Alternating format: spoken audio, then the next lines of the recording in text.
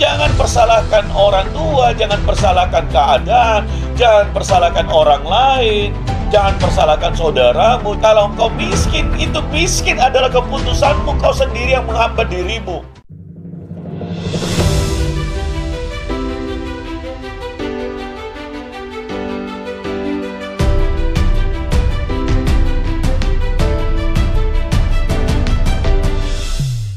Shalom Bapak Ibu Saudara sekalian, selamat pagi buat kita semua. Pagi hari ini saya akan masuk ke sesi tembok Yeriko bagian ketiga dengan subtema penghadang kemajuan. Kita semua tahu bahwa Tuhan memanggil bangsa Israel masuk ke dalam tanah Kanaan setelah Musa memimpin 40 tahun dan dilanjutkan oleh Yosua. Dan waktu Yosua akan memasuki tanah Kanaan, mereka akan melewati tembok Yeriko. Dan tembok itu berbicara banyak hal. Saya mendorong Bapak Ibu Saudara sekalian sekali lagi untuk mengikuti serial 1 dan 2 sebelumnya, karena ini sudah serial yang ketiga. Saya sendiri merasa diberkati ketika merenungkan akan firman ini, dan saya tidak akan mengulangi, tapi di serial yang ketiga ini sesuatu yang sangat luar biasa. Oleh sebab itu, saya berdoa saudara tidak berhenti di tengah jalan, tapi mengikutinya sampai akhir, karena sungguh-sungguh ada banyak rahasia yang Tuhan singkapkan di sini. Baik, apa sih yang menghambat kemajuan kita? Saya percaya bahwa setiap kita pengen maju, setiap kita mau dipakai Tuhan, setiap kita mau untuk mencapai apa yang Tuhan rancangkan atas hidup kita. Setiap kita rindu untuk melihat kemuliaan Tuhan, melihat janji-janji Tuhan. Tapi pada kenyataannya tidak semua orang dapat melihat itu. Bahkan tidak semua orang kemudian bisa menjadi berkat bagi banyak orang. Nah, apa yang salah di sini? Apa sih yang menjadi penghambat? Kemarin kita sudah lihat hambatan-hambatan itu dari sisi yang lain. Nah, hari ini saya ingin kita baca di dalam firman Tuhan, Amsal 19 ayat 24. Si pemalas mencelupkan tangannya ke dalam pinggan, tetapi tidak juga mengembalikannya ke mulut. Saya coba untuk melihat dalam terjemahan yang lain, bahasa Inggris, King James Version, menjelaskan seperti ini. Yaitu orang pemalas itu menyembunyikan tangannya di dada. Jadi orang pemalas itu ya dia hanya berpangku tangan. Gak kerja, gak lakukan apa-apa. Kata firman, dan tidak mau membawa mulutnya lagi. Artinya apa? Dia tidak mau untuk menjadi berkat. Tidak mau membuka mulutnya untuk dia menjadi berkat bagi orang lain. Jadi, saudara, dari ayat ini kemudian apa sih yang menjadi faktor atau penghambat kemajuan orang? Yaitu penghambatnya adalah mereka sendiri, diri kita sendiri. Itulah tembok Yeriko. Ada banyak orang di dalam hidupnya senang untuk menyalahkan orang lain atas ketidakmajuan dia. Senang melihat hambatan-hambatan itu di luar. Oh, itu karena istri saya. Oh, itu karena suami saya. Oh, karena orang tua saya tidak kaya. Oh, karena orang lain, faktor ini di sekeliling. Bahkan dia berkata, oh itu karena gereja. Oh, itu karena pendeta itu. Oh, itu karena Tuhan. Dia seringkali, kebanyakan orang yang saya temui, mereka cenderung menyalahkan orang lain ketika mereka tidak maju. Mereka cenderung menyalahkan orang lain ketika mereka tidak dipakai Tuhan. Mereka cenderung menyalahkan keadaan. Bahkan cenderung menyalahkan pemimpin. Apakah benar demikian? Ternyata faktor yang terbesar yang menghambat kemajuan dari seseorang, yang menjadi tembok Yeriko bagi seseorang, adalah dirinya sendiri. Catat baik itu. Itu yang menjadi penghambat. Jadi peperangan yang sesungguhnya adalah di dalam diri manusia itu sendiri. Berapapun dukungan yang ada di sekitar saudara, untuk saudara maju, orang tua sudah bekerja keras, banting tulang untuk menyekolahkan seseorang. Orang tua sudah bekerja keras untuk menghidupi, memberikan yang terbaik. Tetapi kalau anak itu sendiri, sekalipun dukungan itu begitu melimpah, kalau anak itu sendiri tidak mau maju, maka tidak akan ada kemajuan. Oleh sebab itu kita melihat ada begitu banyak orang-orang kaya mendidik anak-anaknya bukan dengan kekayaan, tapi dia melepaskan anaknya ke dalam dunia tanpa fasilitas apapun. Untuk tujuan apa? Melatih mereka, untuk mereka menemukan kekuatan, untuk mereka berlatih di tengah-tengah keadaan yang sulit, untuk membangun dirinya. Jadi keberhasilannya paling penting adalah dari dalam, bukan berapa banyak harta. Nah, hari ini saudara, di awal ini sudah begini menarik. Ternyata bahwa kemajuan seseorang bukan faktornya dari seberapa besar sih dukungan, seberapa besar sih fasilitas yang dia punyai. Tidak, saudara. Keberhasilan kemajuan seseorang, faktor yang paling penting adalah diri kita sendiri, diri saudara sendiri. Jika orang itu memiliki kebiasaan yang buruk, sifat-sifat yang buruk, mereka pasti tidak akan maju. Oleh sebab itu pentingnya untuk memiliki karakter, sifat, kebiasaan yang baik. Firman Tuhan tadi berkata bahwa orang yang malas itu berpangku tangan, masa bodoh, cuek, tidak peduli, malas. Saudara, orang yang seperti itu tidak akan pernah untuk bisa maju.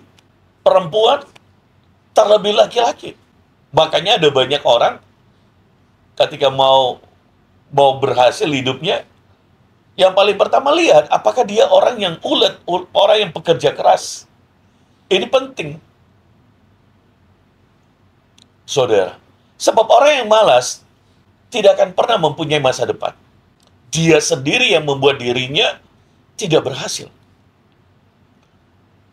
Setinggi apapun, sebesar apapun impiannya, kalau dia malas, dia masa bodoh, dia berpangku tangan, dia tidak mau bekerja keras, dia tidak mau menjadi orang yang ulet, maka mimpi yang besar itu hanyalah mimpi dia siang bolong.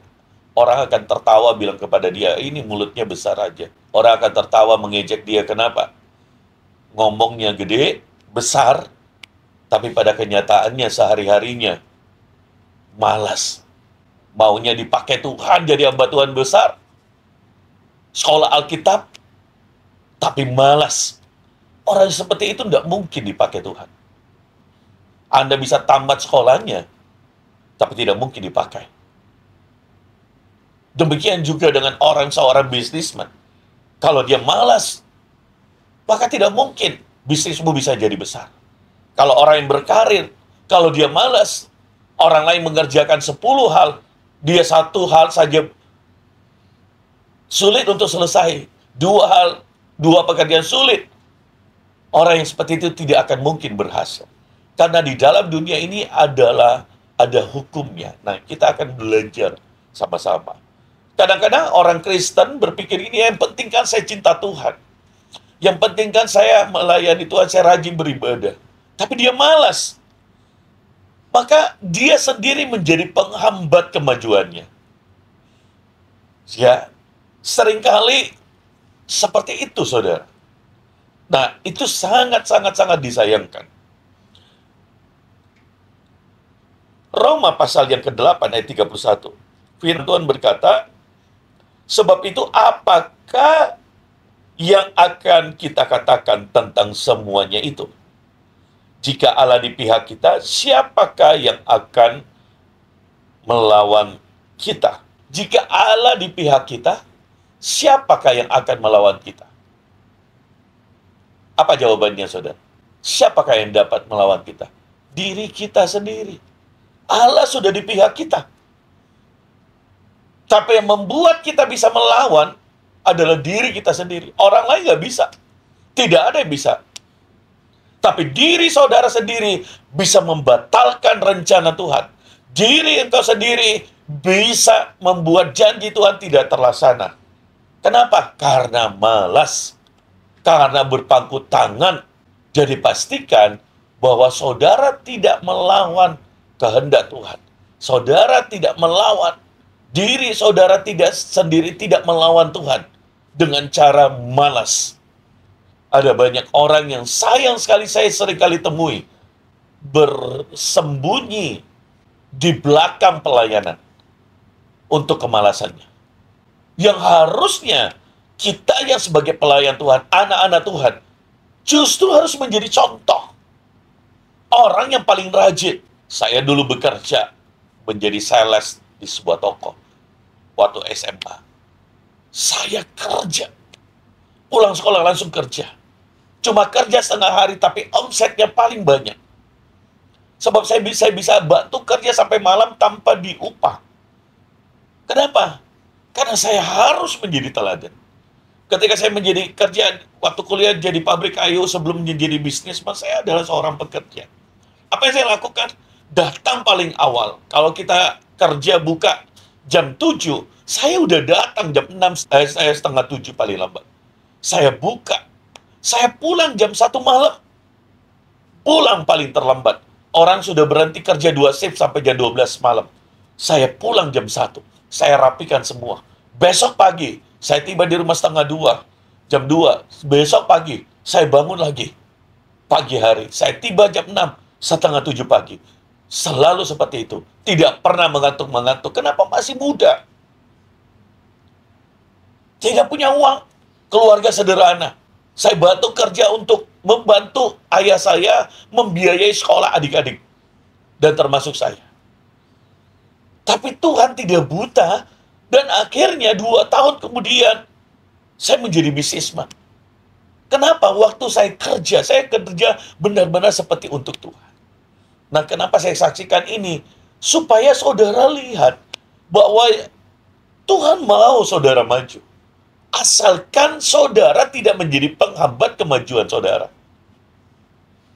Tuhan mau memakai saudara. Yang penting saudara tidak menjadi penghambat akan kemajuan saudara. Karena yang bisa membatalkan janji Tuhan, destiny Tuhan atas diri saudara, adalah saudara sendiri. Jadi singkirkan penghalang-penghalang, alasan apapun. Kalau saudara sungguh-sungguh ingin maju, tidak ada alasan. Sebab Tuhan sudah di pihak saudara. Ini firman Tuhan. Jika Allah di pihakmu, siapakah lawanmu? Tidak ada lawan saudara, kecuali diri mereka sendiri. Itu yang menjadi lawan. Oleh sebab itu, pastikan dengan baik bahwa engkau siap untuk melihat impianmu, destiny Tuhan, untuk melihat janji Tuhan, untuk melihat kemajuanmu. Saksi, sungguh-sungguh. Kalau saudara ingin menjadi pengkhotbah, tulislah khotbah, rajinlah doa puasa. Kerjalah sungguh-sungguh, jangan lebih banyak tidurnya, lebih banyak malas-malasnya, lebih banyak pergi ceritanya, ngopinya, teleponnya, bikin lihat sosial medianya, daripada engkau mengembangkan dirimu. Pastikan Tuhan bisa melihat bahwa kau rindu. Banyak orang, kau rindu dipakai Tuhan rindu. Tapi lebih banyak tidurnya. Lebih banyak santainya. Firman Tuhan berkata, kau kita ini berlomba, berlari pada panggilan surgawi. Apa artinya? Saudara, setiap orang yang mau dipakai Tuhan, setiap orang anak-anak Tuhan di bumi ini, saudara berlomba. Pastikan dirimu yang menjadi terdepan, supaya saudara menjadi berkat. Apapun yang saudara kerjakan, dimanapun Tuhan tempatkan, apapun panggilan saudara, pastikan saudara adalah yang terdepan. Di kantor saudara, pastikan yang terdepan. Di pelayanan saudara, pastikan saudara terdepan. Saya seringkali melihat TikTok, YouTube saya, dan saya terus mengoreksi diri dan perlu mendengar banyak orang. Saya terus bergumul, menangis, dan terus mengupgrade diri. Terus mendengarkan kritikan orang dan yang lain. Saya senang, saudara. Kenapa? Karena itu untuk memajukan. Tapi ada banyak orang, ketika dikritik dia marah, ketika ditegur dia tersinggung. Saya keluar saja dari gereja. Saya buat ini saja. Saya sudah nggak mau melayani Tuhan. Hey! Apakah kau sungguh ingin maju? Ataukah dia kemudian buat gosip, buat cerita ini begini. Wah, ini pemimpin tidak baik. Wah, ini gembala tidak baik. Wah, ini begini, saudara. Gembalamu udah maju. Pemimpinmu udah maju. Kamu belum maju. Terus untuk apa kau mengkritik terus? Bosmu sudah maju. Untuk apa kau mengkritik terus? Saudara, ada banyak orang yang pandai untuk mengkritik, mulutnya dibuka untuk hal itu. Bukan di mulutnya untuk dibuka untuk mengoreksi dirinya dan untuk bertobat, untuk menjadi berkat.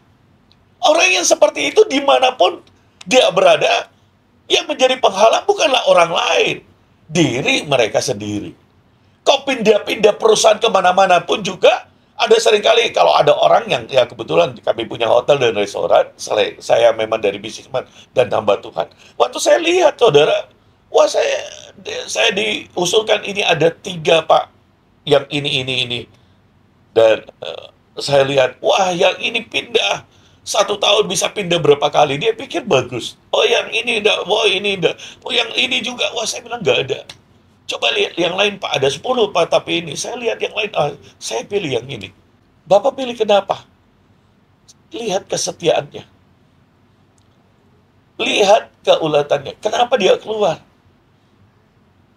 Coba dipanggil. Mungkin saja perusahaan tempat dia bekerja kurang bisa menghargai. Tapi dia setia. Setelah dipanggil, oh ternyata benar. Ini orang anak baik. Tapi persaingan di kantor sebelumnya membuat dia keluar. Dia dikeluarkan tanpa ada sebuah kesalahan.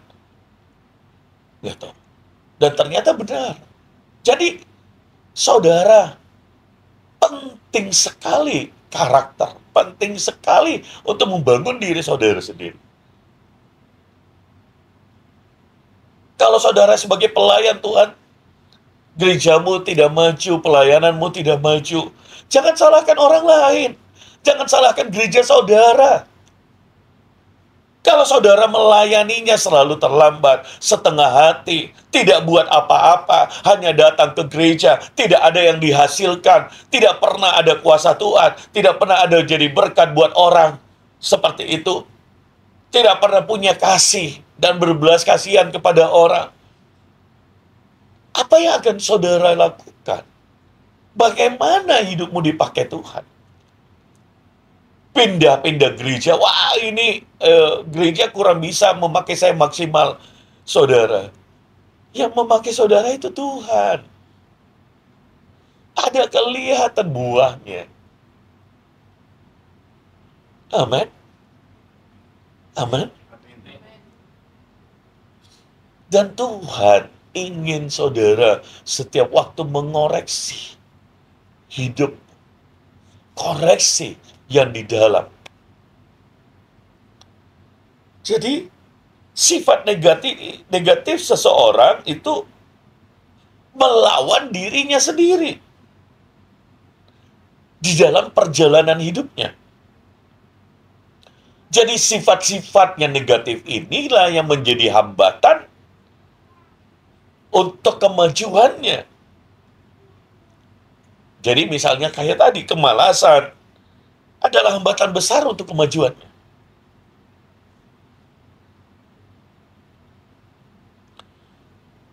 Salomo menulis ini sebagai seorang yang berhikmat di antara banyak orang. Mari lihat di Amsal pasal yang ke-6 ayat 4-11. Janganlah membiarkan matamu tidur dan kelopak matamu mengantuk. Lepaskanlah dirimu seperti kijang dari tangkapan, seperti burung daripada tangan pemikat. Saudara, lihat, jangan membiarkan matamu apa? Tidur. Dan kelopak matamu mengantuk. Jadi orang yang suka tidur, suka mengantuk, malas. Kalau saudara suka,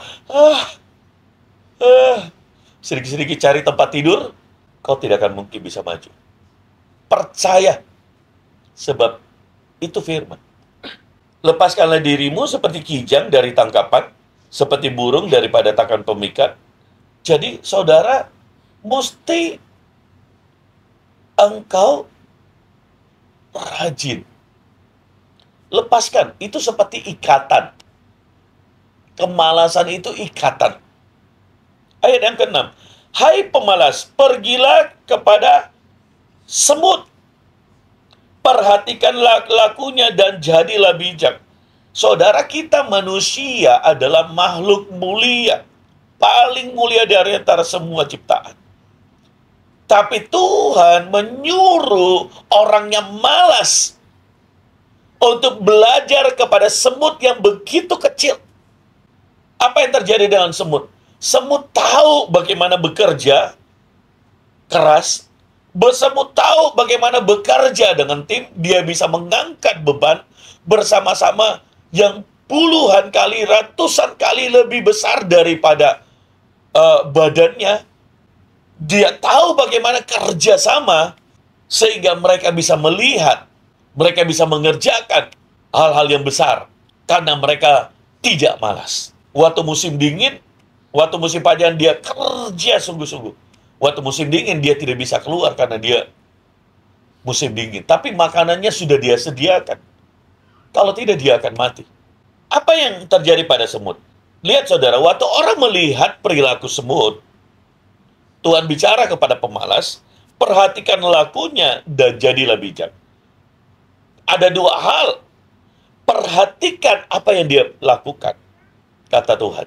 Dan jadilah bijak. Apa itu jadilah bijak? Berubah. Ambil hikmatnya. Itu orang yang jadi bijak. Ada orang yang tidak bisa memperhatikan hal-hal sekeliling. Tidak bisa mendengar. Orang yang seperti itu nggak mungkin bisa maju. Kalau saudara kerja, nanti saudara punya keluarga, punya istri dan anak, janganlah menikah kalau saudara kau tidak bisa menghidupi orang. Kau tidak bisa membuat kemajuan. Kau tidak bisa membuat keberhasilan. Jangan menikah. Karena engkau akan membuat sengsara istri dan anakmu. Bahkan engkau akan melahirkan generasi yang pemalas lagi karena kau memberi contoh yang malas. Buat anak-anak muda, perempuan-perempuan, jangan mau dengan laki-laki yang malas.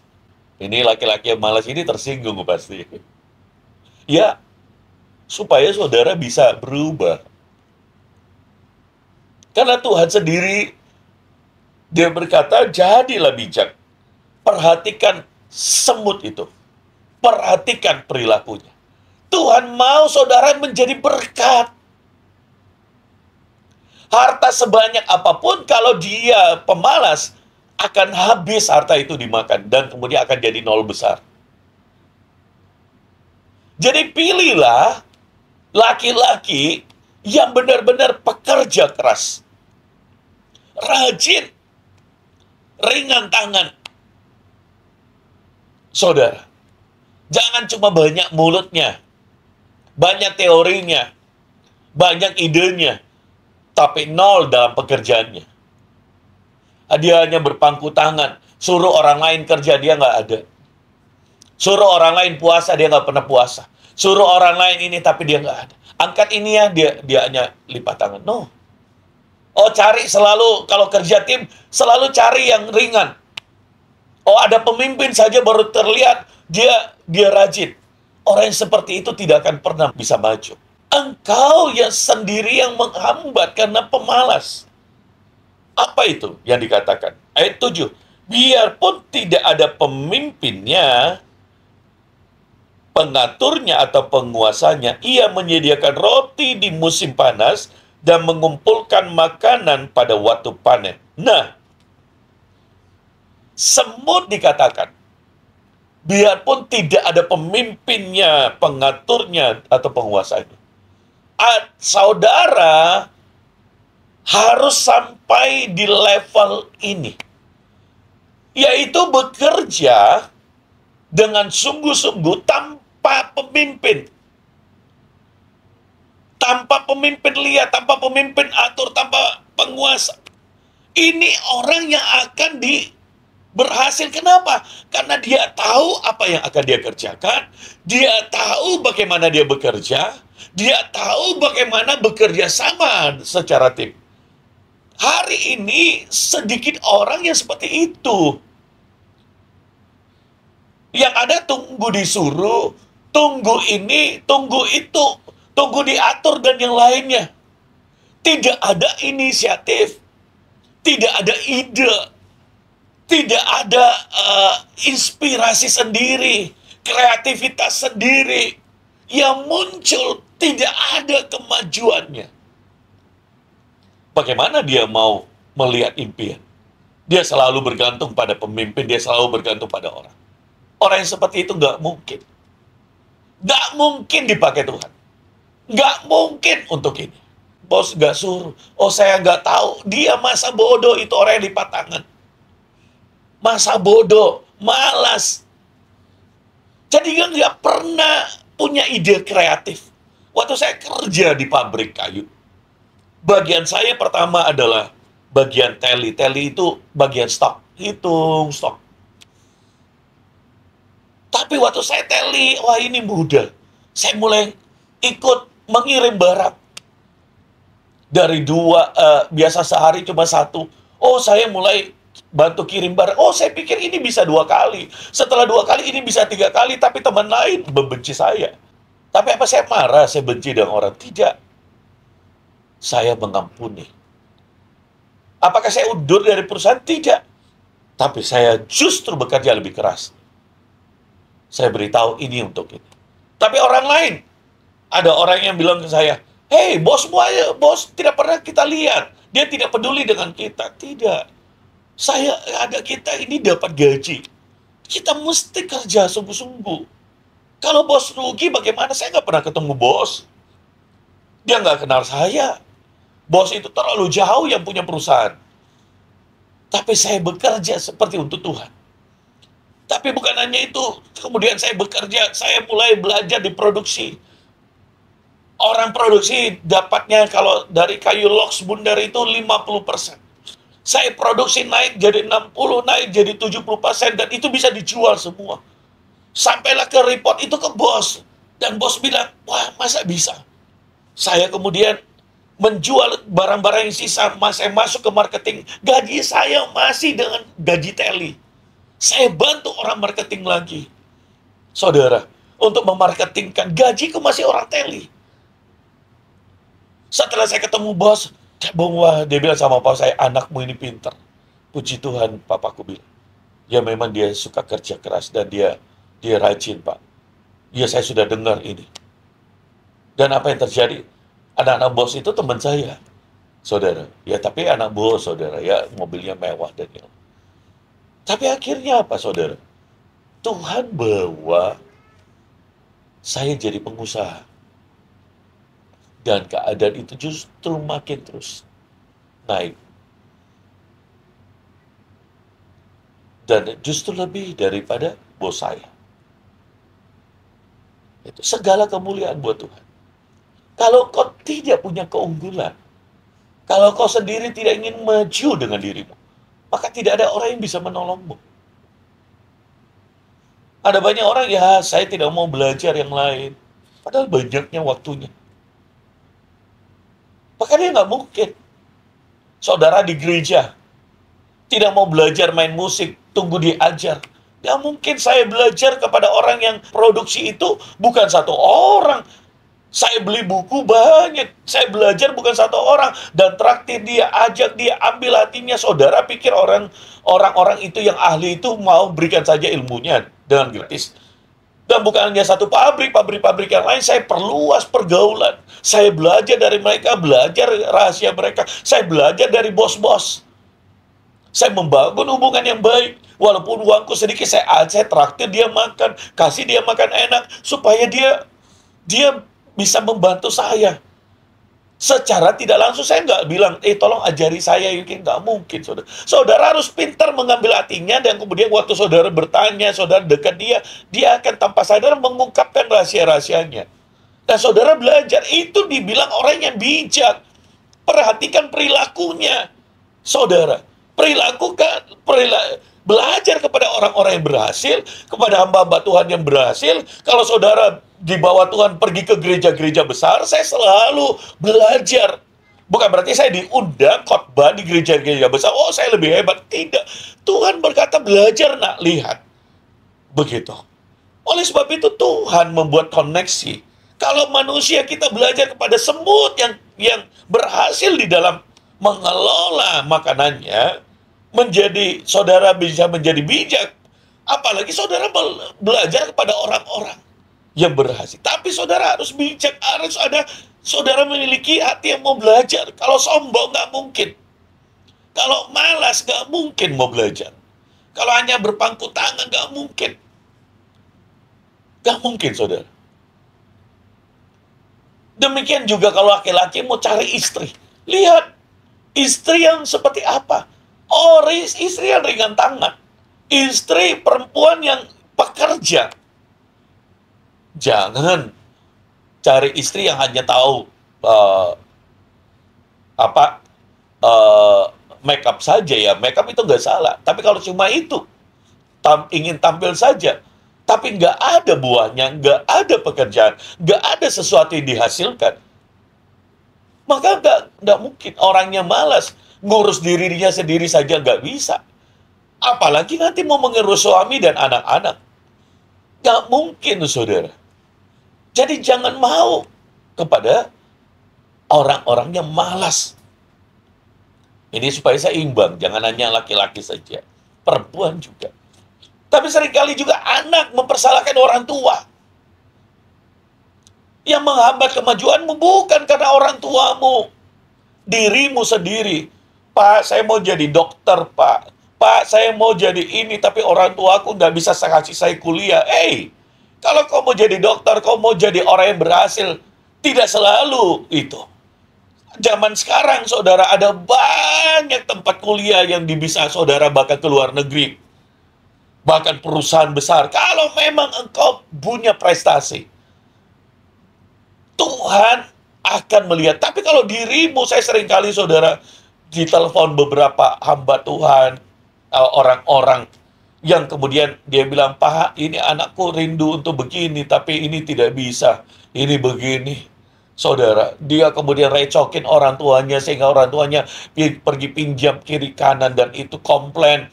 Mengancam orang tuanya, saya mau lari dari rumah buat begini. Saya kuliah sambil kerja, bahkan menghidupi adik-adikku.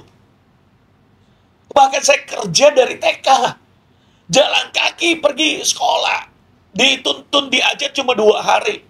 Sudah itu jalan kaki, saudara. Jaraknya kira-kira 1 kilo lebih lah. Jarak sekolah saya 2 kilo lah kira-kira. Pulang sekolah sudah kerja. Latih dirimu untuk bekerja. Karena kalau saudara tidak melatih, daging ini sifatnya apa? Dosa, malas. Kau tidak akan mungkin dirimu yang menjadi penghambat. Karena apa? Malas. Jadi, lihat. Orang dikatakan belajar kepada semut, biarpun tidak ada pemimpin, pengaturnya, penguasanya, ia menyediakan roti pada musimnya. Ia mengumpulkan makanan pada waktu panen. Jadi, dia kreatif sendiri bekerja. Tidak perlu disuruh, tidak perlu diatur, tidak perlu ini. Nah, Berbeda kan konsep orang anak orang-orang yang malas. Makanya di rumah saudara perlu disuruh, perlu di ini. Oh, baru kemudian kerja. Perlu dibangunin baru bisa bangun. Oh, itu orang yang malas. Kalau saudara memilih pasangan hidup, lihat. Jangan hanya lihat cantik gantengnya aja. Karena engkau akan memberikan masa depanmu. Kau akan bersama-sama melihat masa depan. Lihat, apakah ini orang sungguh-sungguh? Ataukah hanya sungguh-sungguh karena ada maksudnya? Kalau orang itu baik, dia bukan hanya baik pada kita. Ini saya cerita nih sama ibu. Waktu saya pacaran. Saya lihat ini, saya pula pergi lihat ke tokonya. Wih, kalau nggak kuliah, ini kan sudah mau tamat kuliah. Pagi-pagi, jam 7 sudah bangun. Sudah buka toko. Padahal ada kakaknya yang lain. Kerja sampai malam. Waktu jaga toko saya lihat, pelan-pelan. Saya lihat, wih, ini kerja seperti kayak laki-laki. Ikat ini, ikat ini. Waktu ada orang kerja yang lain. Dalam hati saya ini, istri yang luar biasa. Ternyata dia juga begitu. Saya kerja di pabrik, pagi-pagi saya sudah ada di pabrik. Dia tahu kan di mana? Ya, saya sudah di pabrik, ini begini. Dia pergi diam-diam, bawain makanan waktu di pabrik. Dan dia lihat, dia tanya orang, wah itu Pak Hendik kerja, rajin sekali. Ini begini. Saudara. Jadi Anda perlu lihat kualitasnya. Karena engkau akan memberikan hidupmu, masa depanmu kepada orang itu. Jangan hanya bilang, wah dia rajin ibadah, dia cinta Tuhan, tapi kalau pemalas, susah itu diubah, saudara. Orang yang pemalas itu susah, kecuali dirinya sendiri mau berubah. Makanya Tuhan itu benci kepada orang yang pemalas, sampai bilang, belajar pada semut. Begitu direndahkan, saudara, seorang yang pemalas. Orang yang suka berpangku tangan, suka ini. Apa saudara tidak merasa direndahkan ketika Tuhan bicara, brother, belajar sama semut tuh. Merasa direndahkan enggak, saudara? Iya.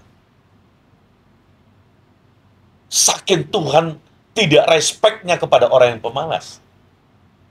Karena itu tidak pernah bisa memberikan masa depan dan tidak pernah bisa menjadi berkat kepada orang. Tuhan mau kita orang-orang percaya, orang-orang Kristen, agar menjadi orang-orang yang terdepan. Di kantor saudara, di pekerjaan saudara, di bisnis saudara. Saudara menjadi contoh, menjadi teladan, sehingga engkau bisa menjadi berkat. Kau bisa berhasil. Saudara, jangan pakai kasih karunia Tuhan dengan sekerja salah. Paulus berkata apa? Oleh karena kasih karunia, aku bekerja lebih keras. Paulus tahu bahwa Tuhan memberi kepercayaan. Dia sebenarnya tidak pantas seorang pembunuh. Tapi kalau dulu dia bekerja untuk hal-hal, dia berkata, aku bekerja itu sia-sia. Hari ini aku mau bekerja lebih keras. Itu loh, saudara. Itu cara yang benar.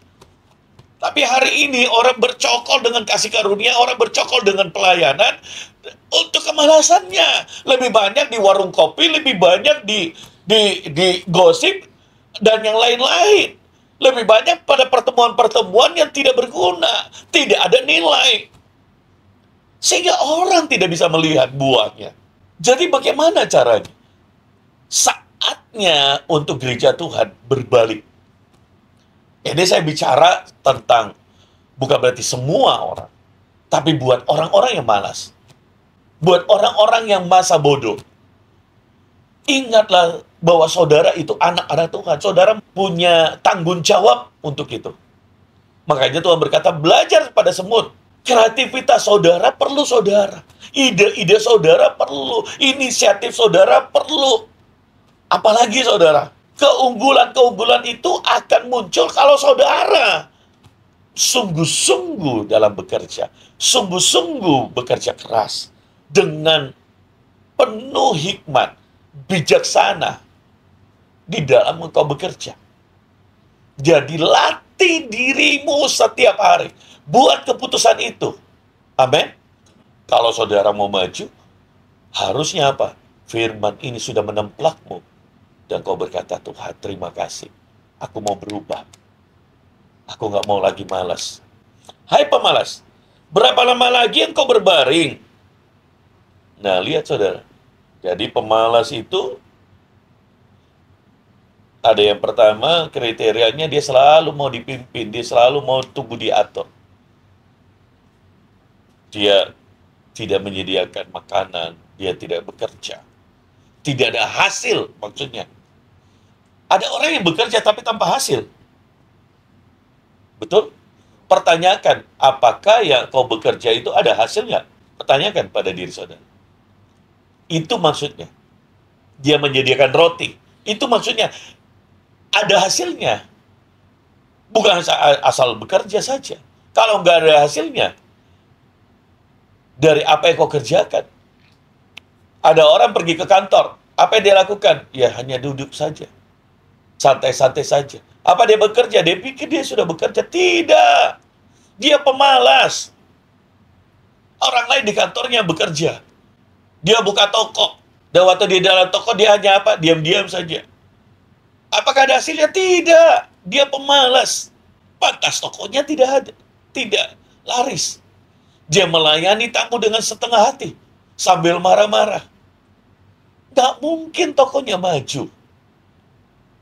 Dia bekerja di kantor. Orang lain bekerja 10 pekerjaan. 5 pekerjaan, dia pekerjaan 1 pun juga sulit untuk selesai. Orang yang seperti itu, apakah itu bekerja? Dia sendiri, dia pemalas, dia sendiri yang menghambat. Tidak ada roti yang dihasilkan. Tidak bertanggung jawab dengan pekerjaannya. Bisa, orang yang seperti itu seringkali begini, pandai mengkritik orang lain, tapi dirinya sendiri nggak ada.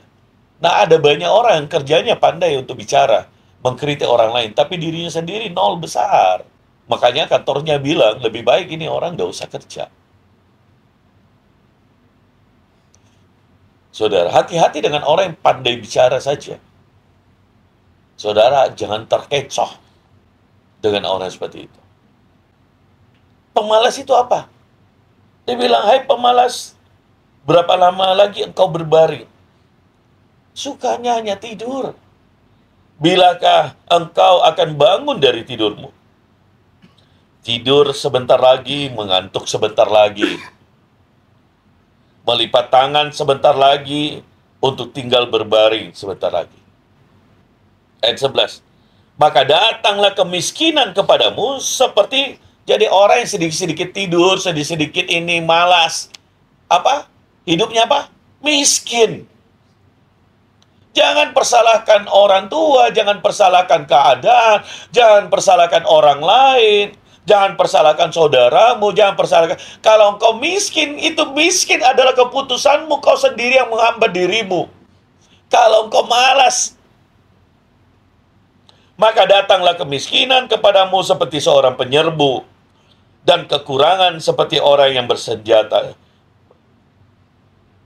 Begitu gawatnya, saudara, kemiskinan itu datang seperti seorang penyerbu. Dia nggak bisa lepas. Kenapa? Masalah demi masalah. Faktornya apa? Malas. Itu kemiskinan yang datang menyerbu. Jadi kalau orang berkata, kenapa masalahku ini ya tidak pernah habis? Ya karena kamu sendiri malas. Kamu sendiri tidak mau memecahkan masalahmu. Nah, perhatikan saudara. Kalau saudara ingin lihat seseorang, kalau saudara anak bujang, lihat kalau kau mau dengan seseorang, selain lihat anaknya, lihat orang tuanya. Orang tuanya rajin nggak? Karena apa yang orang tuanya lakukan turun. Contoh, bapaknya tidak rajin, malas, tidak kerja. Tidak usah dilihat, jarang itu anaknya kemudian rajin. Kalau laki-laki, menurun ke laki-laki. Kebanyakan begitu. Bisa juga menurun ke perempuan. Kalau lihat mamanya, rajin nggak? Waktu saya lihat ibu, saya lihat mamanya. Wah, rajin kerja. Wah, rajin. Benar-benar ini membantu sekali. Makanya saya lihat ibu. Demikian juga kalau saudara lihat. Saya tanya ibu, kenapa kamu pilih saya? Kalau kita anak muda, belum pacaran, karena waktu saya ungkapkan butuh waktu 6 bulan, ibu berdoa, puasa, baru dia berkata iya. Dan saya tanya, kenapa kamu pilih saya? Dia bilang apa? Saudara, karena saya lihat papa saya, itu adalah seorang hamba Tuhan dan pekerja keras. Orang yang sungguh-sungguh. Mami juga begitu. Saya lihat dirimu juga begitu. Ini penting. Waktu saya jalan dengan ibu ngetes saya juga. Udah pacaran nih. Selalu jalan, tidak pernah sendirian.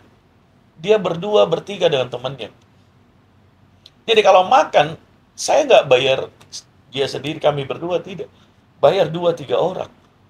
Kadang-kadang saya garuk kepala. Kalau belikan dia sepatu, dia bisikin saya, kasihan temanku. Bisa nggak beli dia? Kasihan dia. Jadi saya belikan temannya. 1-2 orang. Walaupun uang saya pas-pas.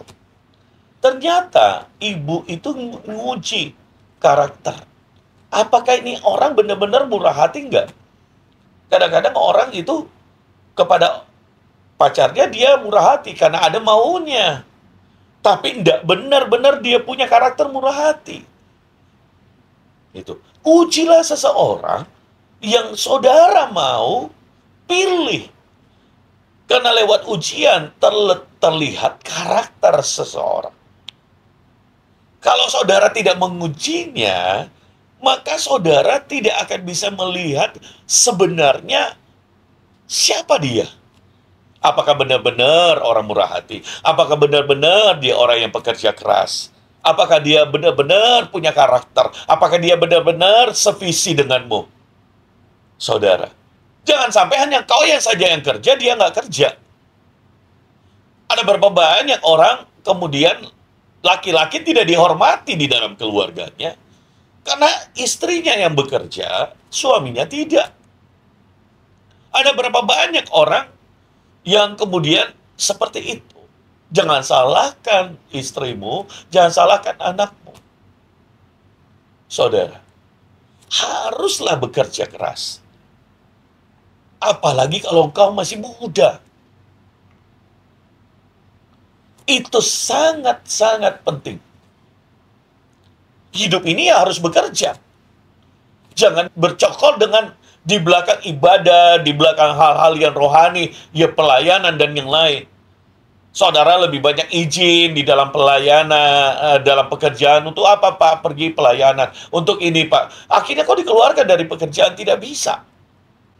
Jangan karena pelayanan, kemudian ini kalau kau ingin bebas, ya saudara jadi bisnisman. Tapi bisnisman itu juga saudara bertanggung jawab atas dirimu sendiri.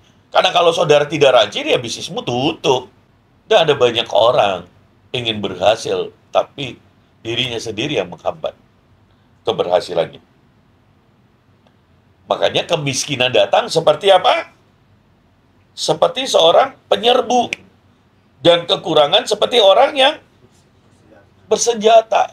Dibrondol terus. Kurang ini, kurang itu, kurang ini, kurang itu. Dibrondol terus. Istrinya bilang, anaknya bilang ini. Kurang ini, Pak. Kurang ini, Pak. Kurang ini, Pak. Mama saya sangat salut caranya mendidik. Dia tahu bahwa hidup kita ini pas-pasan. Dari kecil sudah mengajar orang tua, anak untuk kerja. Malah orang lain lihat mungkin ini pikir ini kejam sekali. Kalau saudara, apa yang saudara lakukan? Takut anakmu marah, takut anakmu tersinggung, makanya jadi pemalas. Saudara takut dia menderita, jadi pemalas. Buatlah dia menerima kenyataan, dan buatlah dia bisa bekerja dari masa. Jangan hanya menuntut orang tua, saya pengen seperti orang lain, saya pengen seperti ini. Jangan, saudara. Makanya orang tua itu jangan bicara yang besar-besar. Jangan sembunyikan keadaanmu. Jangan. Sesuaikan pendapatan dan pengeluaranmu. Itu cara Tuhan hidup. Kalau saudara tidak mampu untuk menyekolahkan di tempat yang mahal, ya di tempat sederhana. Saya sekolah, wah sangat sederhana. Bahkan adik saya itu selalu di sekolah negeri. Karena kita mampunya seperti itu. Tapi apakah tidak berhasil? Bisa berhasil. Jadi orang tua harus mengajak anaknya untuk bicara. Jangan saudara tidak mampu ini. Saudara pergi menyekolahkan di tempat orang-orang kaya. Tiap hari dia lihat orang makan begini. Dia lain kali dia bilang, oh, wah, ini orang tua aku nggak sayang saya. Karena saya mau begini. Anda yang punya salah. Ada banyak tuh tempat sekolah gratis di Indonesia. Dari SD sampai SMA, dari TK bahkan. Ada banyak tuh tempat kuliah yang bisa gratis. Kalau sekarang ini. Apalagi zaman sekarang, Bapak Presiden Prabowo mencanangkan itu. Dengan dana yang begitu besar. Ada banyak tempat kuliah yang gratis. Ada banyak beasiswa bahkan di luar negeri. Bahkan engkau dikasih uang jajan. Kalau memang engkau ingin maju. Kalau memang engkau pandai. Kalau memang engkau mau serius buat. Nah ini untuk anak-anak muda. Demikian juga orang-orang tua. Kalau engkau benci dengan kemiskinan, kerja apa saja. Pasti Anda bertanya buat saya, Bapak pernah kerja apa sih? Ini saya ungkapkan nih, jarang saya bicara ya. Saya minta maaf dulu kepada istri dan anak-anakku sedikit vulgar ya. Tapi ini nggak apa-apa. Mas yang vulgar ini sedikit berterus terang. Saya pernah jadi buruh di pelabuhan. Saya pernah jadi tukang. Orang yang lihat hari ini. Dan ada banyak pekerjaan yang sederhana. Pundaku ini pernah berdarah. Untuk pikul kayu. Untuk pikul semen. Untuk pikul barang-barang. Ini. Karena tekadku, saya mesti berhasil. Kalau pundakmu ini tidak bisa menanggung tanggung jawab buat dirimu sendiri, bagaimana kau akan menanggung tanggung jawab buat istri dan anakmu? Kalau kau cengengan, bagaimana kau diberi tanggung jawab? Hidup di dunia ini tidak mudah. Ini ada pertandingan, ada perlombaan. Saya sangat tidak setuju. Dan saya tidak pernah memberi kepada orang yang malas. Ada orang, ya maaf kata pelayan Tuhan, itu orang Kristen, dengan berlindung di bawah pelayanan, oh kasih proposal, kasih ini orang tuaku sakit, ini begini, dikasih satu kali, kemudian datang terus, ini begini. Saya tanya dia kerja apa? Nggak ada kerjanya, no, jangan lagi kasih. Saya bilang kepada sekretaris dan orang kantor, nggak boleh. Kita melatih orang pemalas, menjadikan orang pemalas lebih banyak, no. Kecuali dia sudah kerja keras, tiba-tiba ada musibah atau apa. Dia punya karakter yang baik, dia sungguh-sungguh, dia rajin. Tapi dia kena musibah, nah itu yang dibantu. Tapi orang yang pemalas, Anda terus kasih, terus berlalu, ini. Terus jadi pemalas, saudara. Nggak mungkin akan bisa berkembang. Saya salut dengan beberapa orang yang membangun rumah ibadah. Dan untuk membantu pembangunan rumah ibadah, hamba Tuhannya itu pergi kerja jadi tukang. Pergi kerja jadi apa? Supaya uangnya dipakai. Pergi kerja dari nelayan, uangnya dipakai. Juga tambah buat pekerjaan ini. Dia buka toko, dia buka apa? Untuk membantu ini. Ataukah dia menghidupi dirinya sendiri. Tidak menyusahkan orang lain. Itu cara kerja yang benar. Daripada pergi minta-minta. Mengharapkan bantuan orang. Sedikit-sedikit tidur saja, sedikit-sedikit ini. Pemalas, nggak mungkin, saudara. Saatnya kita merubah. Karena ingat bahwa kita anak Tuhan akan dicontoh oleh orang. Bangsa ini kalau ingin maju, maka akan harusnya ada orang-orang yang bekerja keras. Jangan kalah dengan orang-orang yang tidak punya Tuhan. Yang tidak kenal Tuhan. Katanya kita mengenal Tuhan kita. Bekerja keraslah dan bekerjalah dengan hikmat. Bekerjalah dengan bijaksana. Maka saudara akan menjadi orang-orang yang unggul. Nah, mari lihat. Saya akan masuk kepada poinnya. Ada, karena hambatannya adalah diri sendiri, diri mereka sendiri, maka ada 3 hal yang saya buatin garis besar dari Amsal itu tadi. Yang pertama, tidak akan ada orang yang memberikan kesempatan kepada orang yang malas. Kenapa? Karena orang yang malas pada akhirnya akan menyia-nyiakan kesempatan yang diberikan kepadanya. Pastikan diri saudara tidak menyentuh kemalasan. Pastikan diri saudara menjadi orang yang rajin, ulet, pekerja keras, dan penuh tanggung jawab. Supaya kesempatan itu ketika datang, kesempatan itu juga akan diberikan oleh orang. Dan saudara menjadi orang-orang yang berhasil. Yang kedua, sifat apa lagi yang menjadi dinding, tembok Yeriko? Yaitu apa? Sifat seorang yang suka apa? Gosip, ngomong besar, tong kosong, nyari bunyi. Ini saudara. Amsal 29 ayat 20. 29. Kau lihat orang yang cepat dengan kata-katanya. Harapan lebih banyak bagi orang bebal daripada bagi orang itu. Sekali lagi ya. Kau lihat orang yang cepat dengan kata-katanya. Artinya apa? Dia nggak berpikir dulu, dia cepat. Asal ngomong aja. Dia nggak pertimbangkan dulu. Asal bicara saja, asal memutuskan saja. Apa yang firman Tuhan katakan? Harapan lebih banyak bagi orang bebal daripada bagi orang itu. Bahkan dibanding orang bebal, orang yang cepat ngomongnya saja, tidak berpikir, tidak ini. Itu tidak ada harapan. Dan terjemahan The King James-nya itu bagus mengatakan begini. Mengatakan bahwa orang bodoh memiliki harapan lebih banyak untuk hari esok daripada orang yang selalu cepat berbicara. Nah, saudara, itu bahayanya. Jadi orang yang malas itu selain dia suka tidur, malas, orang yang malas itu tidak memiliki harapan. Malas kenapa? Dia lebih banyak ngomong, lebih cepat ngomong, tapi kerjanya nol besar. Tidak bekerja. Firman Tuhan berkata, orang yang seperti itu tidak memiliki harapan.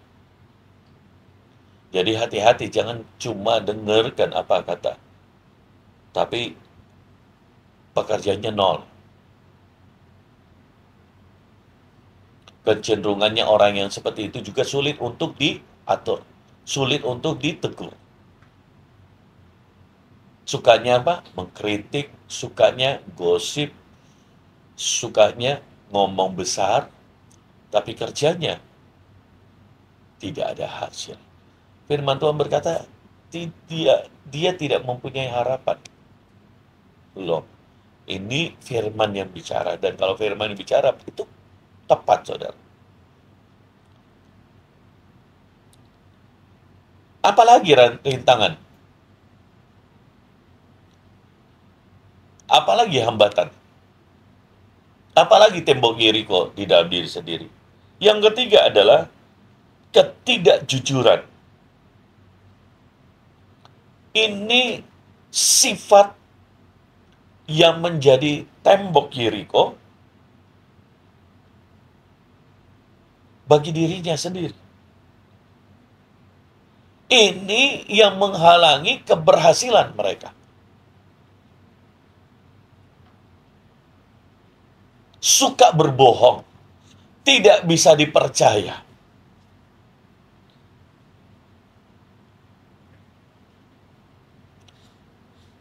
Ketidakjujuran juga bicara tentang keuangan.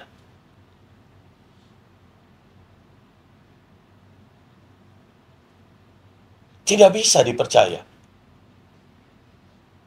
Selalu menipu, berbohong dengan orang. Pinjam sini, pinjam sana. Tidak jujur terhadap mamon. Firman Tuhan, kalau kau tidak jujur terhadap mamon, apakah engkau bisa jujur dengan hal kerajaan surga? Tidak mungkin, saudara. Kepada mamon, pada harta di bumi saja kau tidak bisa dipercaya, apalagi harta kerajaan surga. Itu kata firman Tuhan. Jadi penghambat dari diri sendiri itu ketidakjujuran. Pastikan engkau mau berubah, jujur. Karena jujur membuat kesempatan itu datang. Kepercayaan itu diberikan. Ketidakjujuran membuat kesempatan itu tidak datang. Engkau akan menabur nama buruk di kantormu, di temanmu, di keluarga. Setiap orang yang kenal dengan engkau, dia tahu sebagai orang yang tidak jujur. Oh, ini tukang bohong, ini tukang tipu, oh ini tukang ini. Wah, sudah jangan percaya dia. Utangnya di mana-mana, nggak pernah dia bayar. Kau akan terkenal dengan itu. Jangan seperti itu, saudara. Setiap kali mau ketemu orang, tujuannya apa? Pinjam. Tujuannya apa? Mengeluh. Tujuannya apa? Minta duit. Jangan seperti itu. Engkau harus menjadi orang yang rajin. Hasilkan, saudara. Itu penting. Melayani itu dengan tulus. Kalau orang beri, puji Tuhan. Melayani bukan untuk mendapatkan persembahan.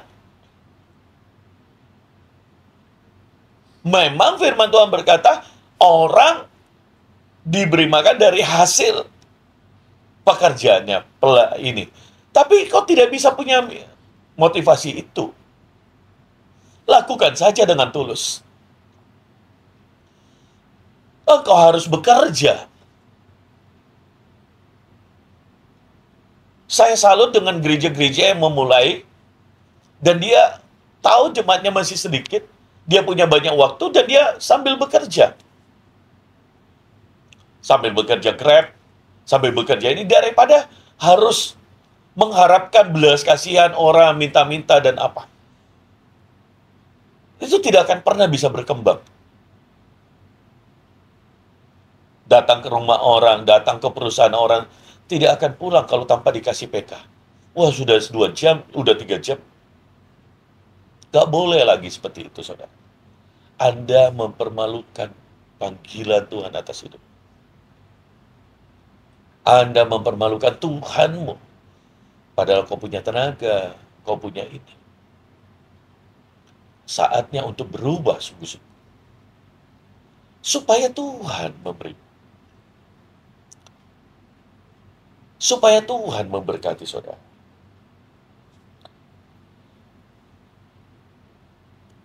Jadi ada 3 hambatan itu. Yang pertama, terhadap diri sendiri apa? Malas. Yang kedua apa? Tukang gosip, suka ngomong, lebih cepat ngomongnya. Tong kosong nyari bunyinya. Cuma tahu bicara tapi nggak kerja. Orang yang seperti itu tidak memiliki harapan, kata firman Tuhan. Yang ketiga apa? Ketidakjujuran. Selalu punya alasan untuk bersembunyi di belakang kemalasannya. Dia punya alasan. Anda sebutkan saja. Orang mencuri pun punya alasan. Orang berbohong punya alasan. Dari kalau dirimu suka punya alasan, hati-hati. Itu ujungnya tidak jujur. Jadi kalau mau jujur, jujurlah kepada dirimu sendiri lebih dulu. Ujungnya apa? Malas. Itu. Tidak buat apa-apa. Makanya kalau setiap kali ditegur ada alasannya. Bukannya mau berubah. Ketidakjujuran. Itu bahaya sekali. Bagaimana engkau mau dipercaya kalau kau tidak jujur? Jujurlah kepada dirimu. Kalau salah ya ngomong salah. Maafkan Pak, saya akan ubah. Supaya kau bisa dipercaya. Kalau kau ditegur, ya berubah. Ya Pak, saya mau belajar. Ya Pak, saya salah. Itu penting sekali di dalam hidup saudara. Saya memulai pelayanan dari 3 keluarga. Puji Tuhan, sekarang sudah banyak yang Tuhan percayakan. Kalau di kota Makassar, ya mungkin sudah 1000-an. Kalau di Indonesia dengan cabang-cabang, yang 50 cabang, puji Tuhan, sudah ribuan juga. Dari beberapa. Kalau kita saling mengimpartasi kerja keras, supaya kita berdampak. Tapi kalau malas, diminta tolong doakan, saudara sembunyi. Sudah jangan doakan dia. Dia lagi ini. Wah ini, saudara bagaimana mau dipercayakan perkara yang besar? Jadi mari jujur dengan diri saudara. Jadilah bijak. Jangan membangun tembok Yeriko di jalan kemajuanmu. Berubah. Kalau kau mau dipakai Tuhan. Terlebih buat anak-anak muda. Jangan sia-siakan masa depanmu. Saudara harus runtuhkan tembok Yeriko di dalam dirimu sendiri. Berhenti menyalahkan orang tua, berhenti menyalahkan keadaan, berhenti menyalahkan pemimpin, berhenti menyalahkan orang lain. Yang bisa membuatmu maju adalah dirimu sendiri. Itu faktor yang paling penting. Dirimu sendiri. Mari kita berdoa. Saudara bisa tuliskan hal-hal apa pergumulan saudara. Dan yang perlu kita doakan, ajar kami Bapa, menghitung hari-hari, agar kami beroleh hati bijaksana,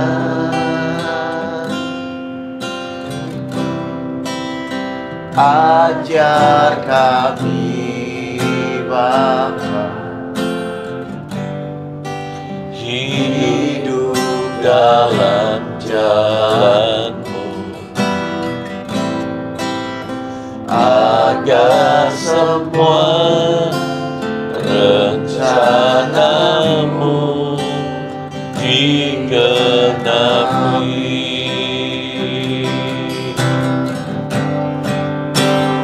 Mulialah namamu Tuhan, dan ajar jalan dan ajar jalan-Mu. pimpin kami di setiap waktu, Pimpin kami di setiap waktu besar setiamu, setiamu Tuhan. akulah Karyamu Yesus kami bersyukur padamu. saudara, yang menjadi penghalang terbesar untuk kemajuan saudara, yang menjadi tembok Yeriko yang terbesar, itulah bukan pada faktor yang di luar, tetapi faktor dirimu sendiri. Oleh sebab itu, ada 3 hal. Pertama, kemalasan. Yang kedua adalah hanya pandai berbicara, omong besar, omong kosong, tapi tidak bekerja. Yang ketiga adalah ketidakjujuran, baik dalam keuangan, baik di dalam pekerjaan, baik terhadap diri sendiri. Selalu ada kebohongan demi kebohongan, tipuan demi tipuan. Makanya firman Tuhan berkata, betapa menipunya hati ini. Siapa yang dia tipu? Diri sendiri. Kalau engkau tidak berani jujur kepada dirimu dan jujur kepada Tuhan, itu akan menghambat kemajuanmu. Buat saudara yang ingin agar hambatan itu keluar dari hidupmu, mari tumpang tangan di dadamu, dimanapun kau berada. Bapa, di dalam nama Yesus, semua tembok kemalasan, semua yang menghambat kemajuan kami, diruntuhkan, dicabut, dan buat kami menjadi orang yang rajin, buat kami orang yang bekerja dengan tanggung jawab, buat kami menjadi orang yang bekerja, apa yang kami katakan itu yang kami lakukan, bukan hanya berjanji, bukan hanya bicara, tapi benar-benar kami menjadi orang yang bertanggung jawab atas apa yang kami katakan. Yang ketiga adalah Tuhan, untuk ketidakjujuran, ampuni kami. Ampuni kami kalau kami tidak jujur terhadap uang. Ampuni kami kalau kami malas. Ampuni kami ketika kami tidak bertanggung jawab dengan apa yang kami katakan. Dan di dalam nama Yesus, berikan hati yang jujur, berikan hati yang bertanggung jawab, berikan hati yang bekerja keras, penuh tanggung jawab.